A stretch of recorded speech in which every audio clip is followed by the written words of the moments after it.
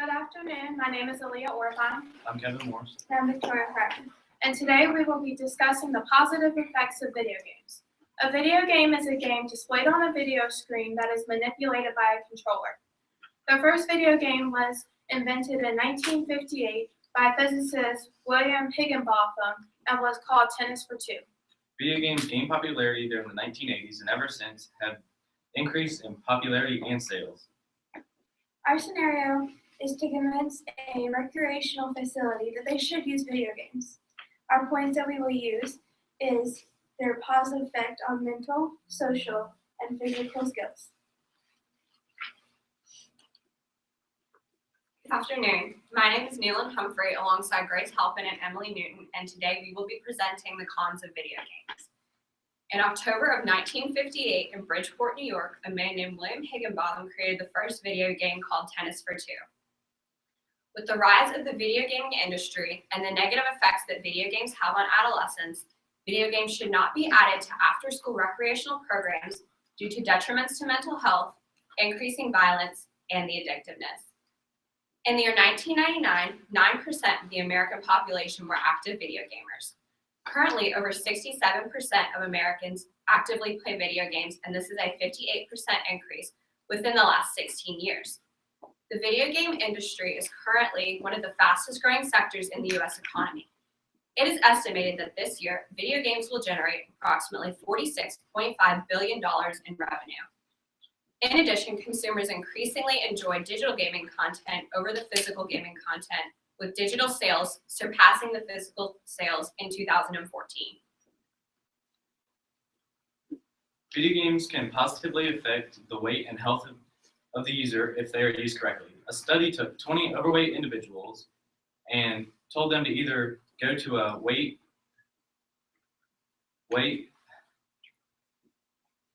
training clinic or use the game Second Life.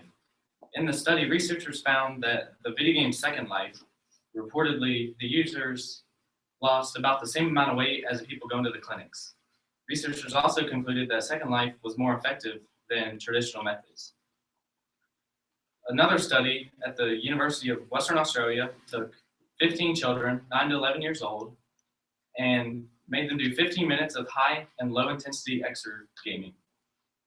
The high intensity exergaming was found to be more effective than moderate exercise, and the low intensity exergaming was equivalent to low intensity exercise or walking.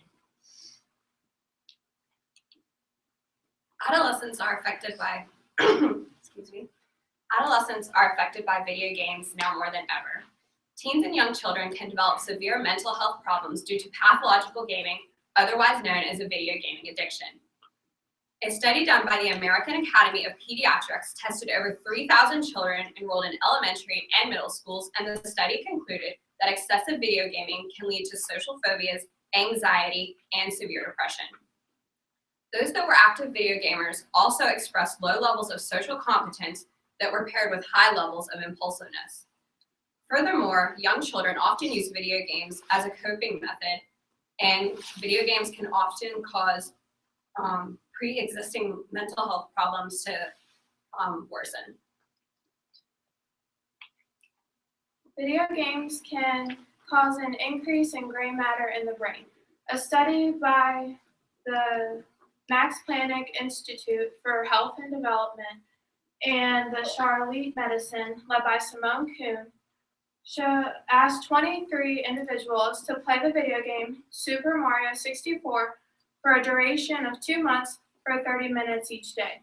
They also asked a control group made up of the same amount of people to not play the game.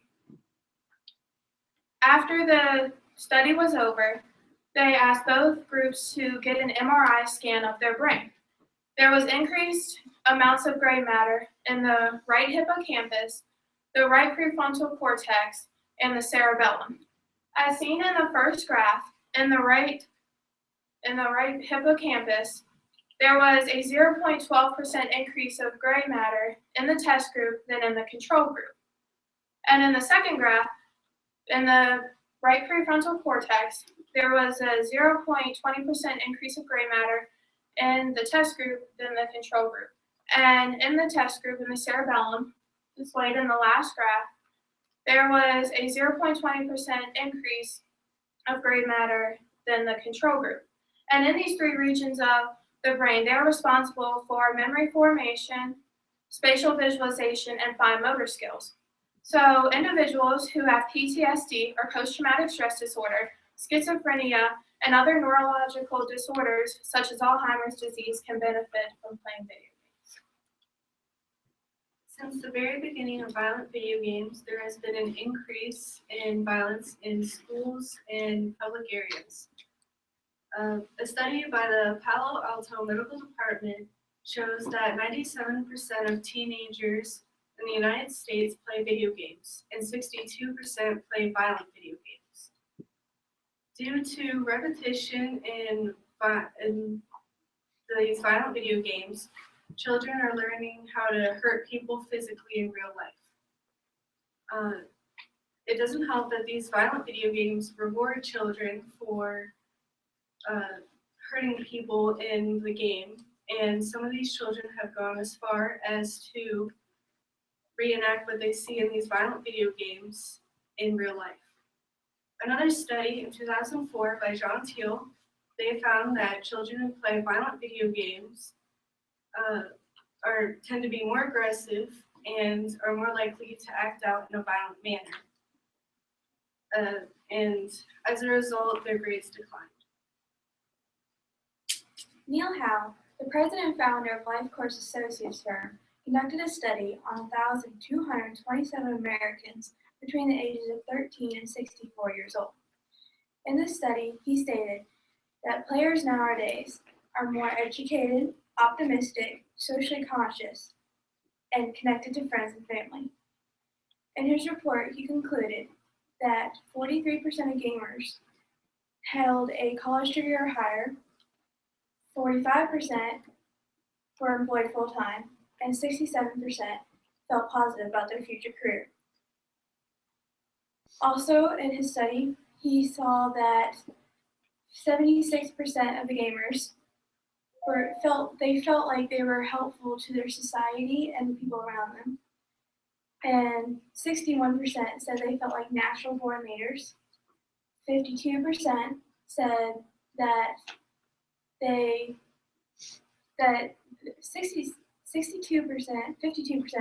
agreed to the statement, "My friends are the most important thing in my life." And finally, 82% said that their family time was important to them. And this is why gamers tend to be more educated and lead a more social life. Due to the amount of adolescents that play video games, they have been deemed addictive. This mainly contributes to pathological gamers. Pathological gamers play an average around 31 hours a week, compared to their less excessive peers who only play about 19 hours a week. This can also contribute to the obesity rate. In the past 28 years, the obesity rate has tripled in ages under 18. This has also been the same amount of time as video games have begun to get more popular, and there has been a decline in physical activity. Another aspect of the addictiveness of video games is a grade decline. Students who play video games find it harder to finish their homework and do their studies, and have a harder time concentrating when they are constantly distracted by video games. There are also treatment centers now specializing specifically for video game addiction. They are treated like any other addiction and are not taken lightly. Video games have many benefits, such as their effect physically, mentally, and socially. They help promote exercise, improve certain regions of the brain, and improve social interaction. A quote by Greg Louganis says, "The games are just a nice positive way to build friendships, camaraderies, and also social abilities." And thus proving that the positive effects of video games outweigh the negatives, and which is why recreational facilities should use video games due to their strong positive influence on the players in the areas of social, mental, and physical skills. Due to the evidence provided, video games are not safe for adolescents. They initially deprive them from being social and bring forth many mental and social problems. They also increase violence in teens. 60% of, as stated before, 60% of students who play violent video games are more likely to get into a fight or have a violent outburst. And then there are also treatment centers specializing specifically for video game addiction. Altogether, video games are not safe for adolescents to play because they are initially depriving them from what they need to be successful in life. So they should not be added to recreational activities.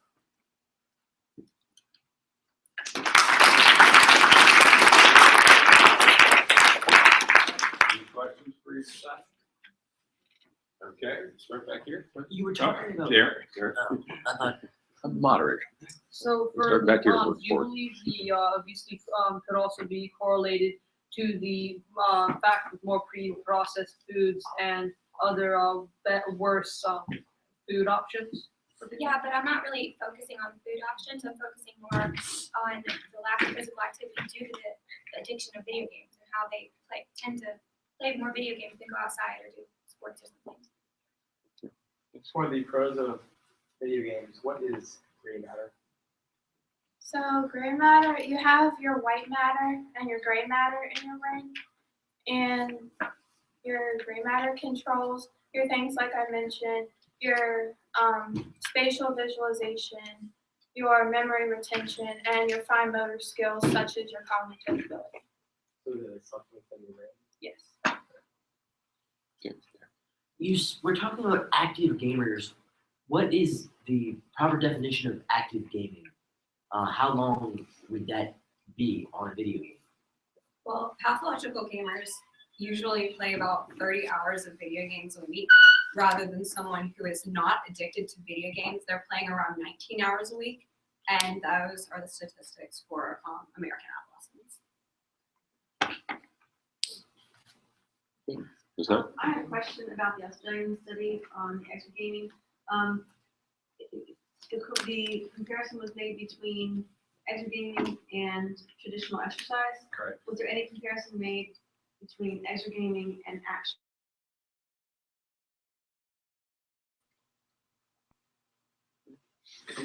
Any other questions? I think that does.